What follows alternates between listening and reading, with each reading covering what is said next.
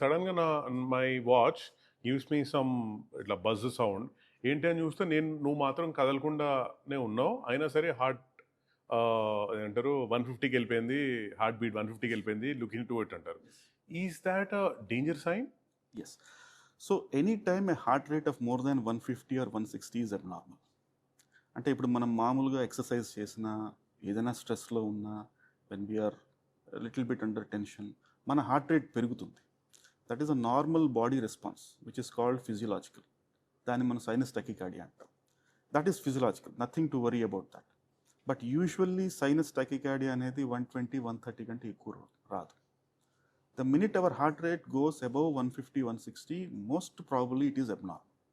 So whenever anyone says that his heart rate is going above 150, it is better to consult a doctor first.